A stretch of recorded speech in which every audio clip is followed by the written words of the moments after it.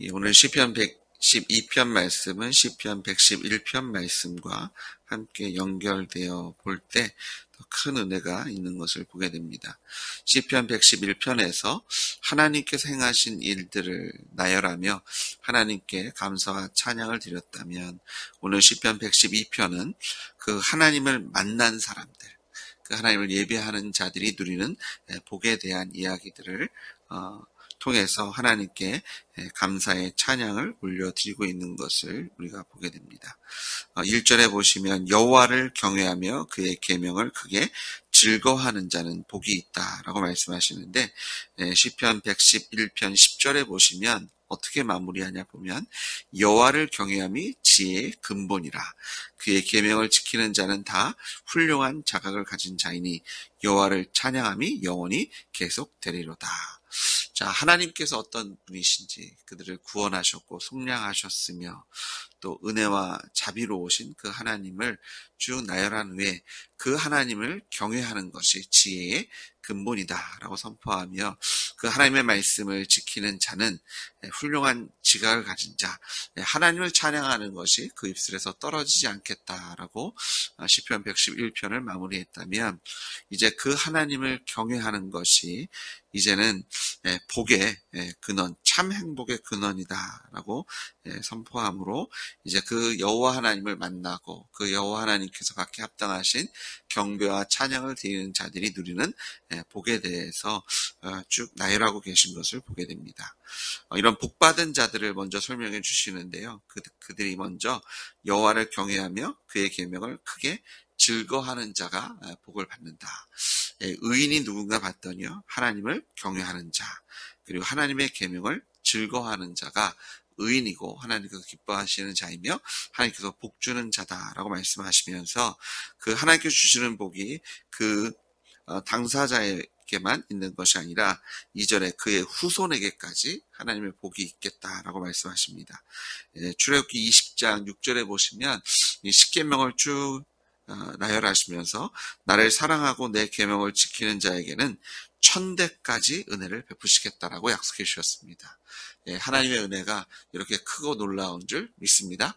나에게만 미치는 은혜가 아니라 나를 통해서 그 하나님을 경외하는 것이 보여지고 또 나타나고 또 그 영향력을 받은 사람들이 동일한 복을 누리게 하시는 하나님의 은혜를 우리가 바라보게 됩니다. 그 후손이 누리는 복을 보니까 땅에서 강성하고 또한 정직한 자들의 후손이 복이 있다. 자, 여호와를 경외하고 그의 계명을 크게 즐거워하는 자가 복이 있고요. 또 여기를 보니까 정직한 자들이 또한 복이 있다라고 말씀하십니다. 하나님의 사람, 하나님의 의인이라고 부르는 사람이 여호와를 경외하고 그의 계명을 크게 즐거워하고, 또한 정직한 자들, 그들이 누리는 복을 보니까 후손이 땅에서 강성하며, 3절에 부와 재물이 그의 집에 있겠다라고 말씀하시고요. 그의 공의가 영구히 서 있겠다라고 말씀하십니다. 이 부와 재물은 사실은 같은 이야기인데요. 이런 반복되어지는 이야기를 왜 썼냐 봤더니, 이 부라는 개념은 만족함을 드러낸다고 합니다. 하지만 재물은 풍부함을 이야기합니다. 그래서 마음에 주시는 부유함과 또한 우리 육신이 누리는 부유함, 그 전부를 우리가 그 하나님의 사랑에 대해서 박 목사님 설교를 드릴 때 전 존재로 우리를 사랑하셨다라고 말씀하시는데요. 우리가 느끼는 그 하나님의 사랑이 저희가 전 인격적으로도 드리는, 단지 머릿속으로만 느끼는 어떤 감정으로만 느끼는 것이 아니라 우리의 지정의, 우리의 육체와 영과 혼을 충만하게 하시는 하나님의 복을 누리게 하시는 것을 우리가 바라보게 됩니다. 땅에서도 또한 복을 누리며, 또한 부와 재물로, 또한 그뿐만 아니라 그의 공의가 영구히 서 있게 하심으로 우리를 하나님의 의로운 자의 자리에 서게 하시는 하나님의 복을 누리는 것을 보게 되고요. 자, 의인, 정직한 자라고 또 4절에 한번 다시 나오죠. 정직한 자들에게는 누리는 복이요, 흑암 중에 빛이 일어나니, 어떤 어려움이 있어도, 어떤 환난이 있어도 빛이 되시고 생명이 되시고 구원이 되시는 하나님의 은혜로 살아가게 되는 은혜로 살아가는 것을 말씀하고 계시고요. 또한 그 정직한 자들은 그는 자비롭고 긍휼이 많으며 의로운이다 라고 말씀하십니다. 자, 하나님을 경외하고 하나님의 말씀을 계명을 크게 기뻐하고 또 정직한 자들 또 그런 사람들은 자비롭고 긍휼이 많으며 의로운 사람들. 저희가 어질고 자비롭고 의롭다라는 그런 단어들을 사용할 때 사실은 하나님의 선하심을 나타낼 때 사용되어지는 단어입니다. 우리가 하나님은 인애가 크시고 하나님은 사랑이 있으시고 자비로우시며 긍휼이 많으시고 의로우신 하나님이다 라고 표현하는데 그 하나님을 수식하는 단어가 이 의로운 자, 하나님을 경외하는 자, 하나님의 계명을 즐거워하는 자, 또 하나님 앞에서 정직하고 하나님께서 의롭다라고 얘기하는 사람들이 하나님을 닮아가는 자들임을 선포하고 있는 것을 보게 됩니다.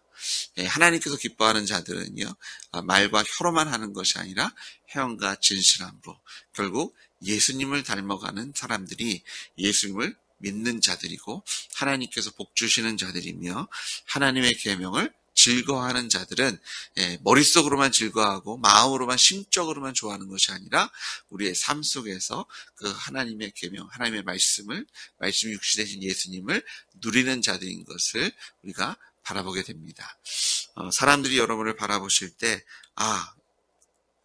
누구누구 집사님, 누구누구 목자는 누구 형제는 참 자비롭고 긍휼이 많으며 의로운 사람이다라고 평가하고 있는지 한번 우리를 돌아볼 필요가 있을 것 같아요. 저 사람은 인내심이 없어.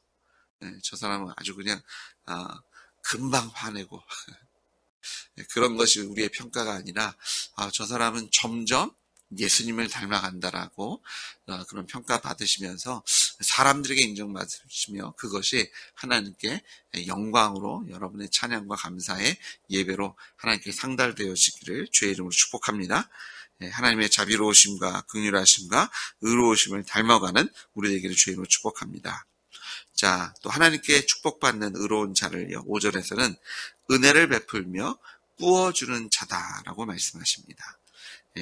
하나님의 은혜가 있고 또한 꾸어주는 자, 다른 사람의 필요를 채워줄 줄 아는 사람. 근데 그 사람이 누리는 복을 보니까요, 잘 된다. 자, 우리는 무슨 일이든 잘 되기를 소망하죠. 그런데 우리가 잘 되는 것을 보통은 이렇게 생각합니다. 내가 열심히 해야. 내가 어떤 큰 비전을 품어야. 내가 어떤 희생을 해야. 그런데 우리가 잘 되는 것을 보니까 은혜를 베풀며 꾸어주는 자. 우리가 예수님을 닮아갈 때 하나님 우리의 삶을 복되게 하실 줄 믿습니다. 특별히 여기 잘되니라고 사용한 히브리 단어가 토부라는 단어인데요. 이 원뜻은 좋다, 보기에 좋다라는 뜻입니다. 그래서 하나님께서 천지를 창조하시고 보기에 참 좋았다라고 할 때 사용하신 단어가 이 토부입니다. 이 잘 된다는 것은요, 하나님께서 보시기에 참 좋다. 하나님께서 인정하시는 삶, 하나님께서 기뻐하시는 삶으로 하나님께서 채워주시겠다라는 또한 약속이며 선포인 줄 믿습니다. 은혜를 베푸시며 또한 사람들의 필요를 채워주시는 그런 예수님을 닮은 삶을 살아가실 때 하나님께서 인정하시는 또 하나님께서 친히 높이셔서 하나님의 영광에 동참케 하시는 복을 누리게 하실 줄 믿습니다. 자, 또한 잘 되는 뿐만 아니라 그 일을 정의로 행하고 하나님 보시기에 정말 합당하게 행하고요. 6절에 더 나아가서 그는 영원히 흔들리지 않겠다. 개역성경에서 이것을 요동치 아니함이다 라고 표현했습니다. 흔들리지 않는, 또한 의인은 영원히 기억되겠다. 흔들림이 없는, 이리로 갔다 저리로 갈다.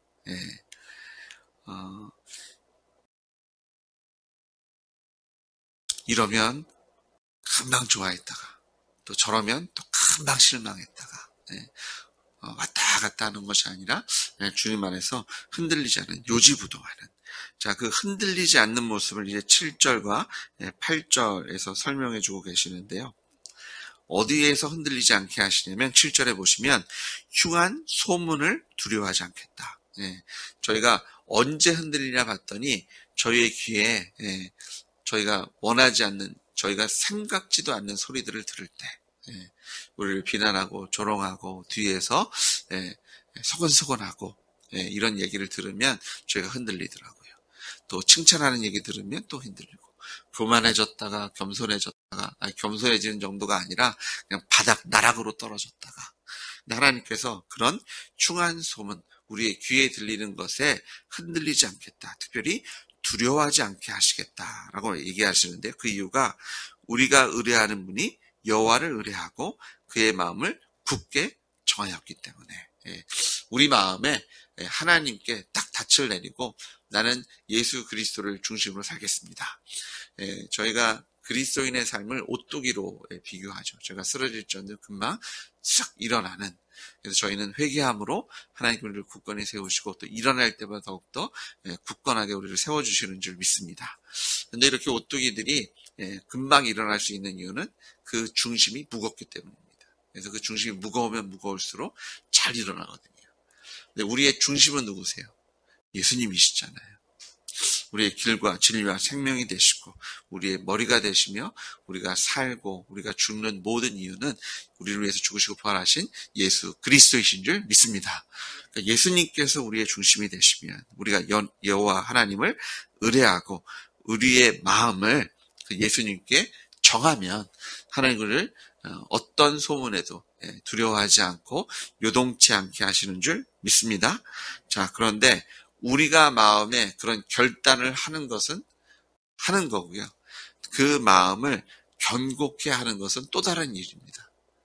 우리는 마음에 결단할 수 있어요. 그런데 우리의 마음을 견고케 하시는 이는 하나님이신 줄 믿습니다.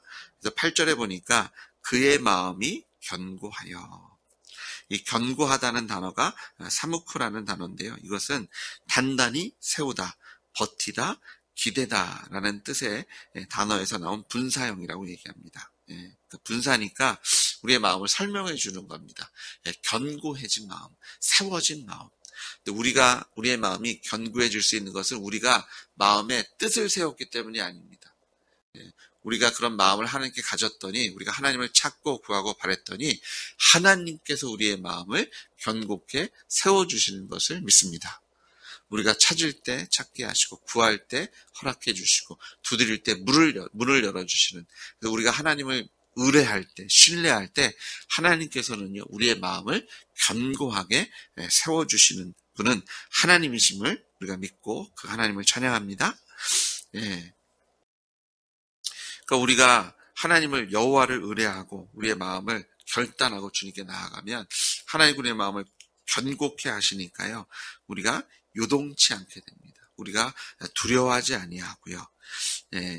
그리고 그의 대적들이 받는 보응을 마침내 보리로다.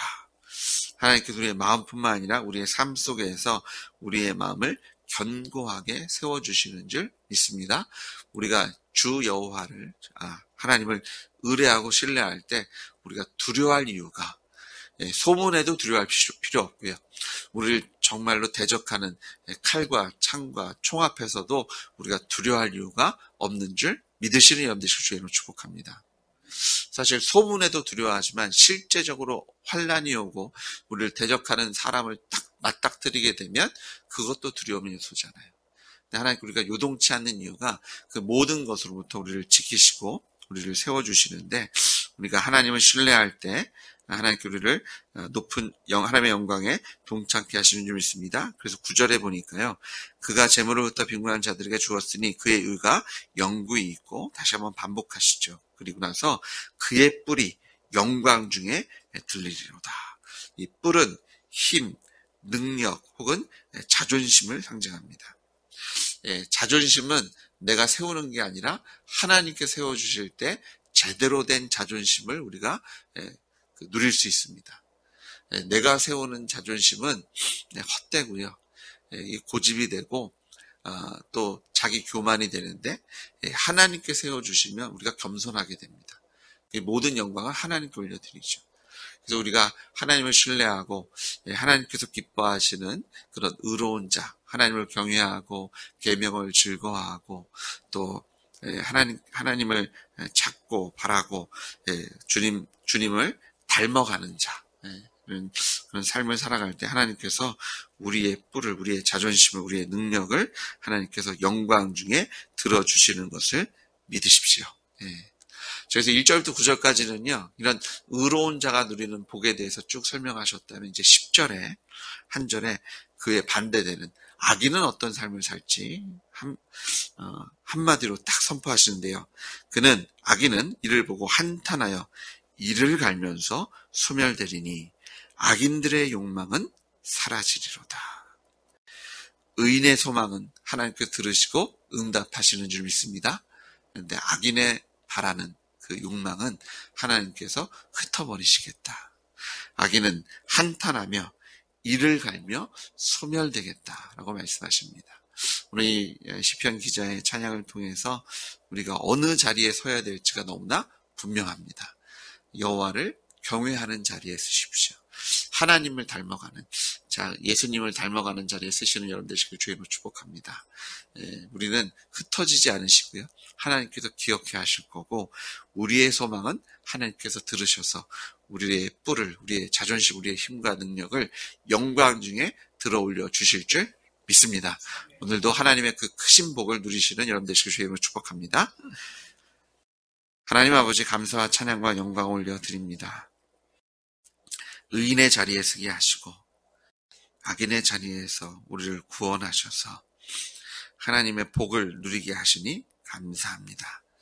소문에도 대적에게도 두려워하지 않게 하셔서 흔들리지 않는 믿음으로, 하나님을 신뢰하고 의지하는 마음으로, 또 주님께서 우리를 세워주시는 그 하나님의 은혜를 누림으로 우리를 본 사람들이 예수님을 보게 하시고, 우리를 만난 사람들이 예수님을 만날 수 있도록 오늘도 예수님을 닮아가게 하실 줄 믿습니다.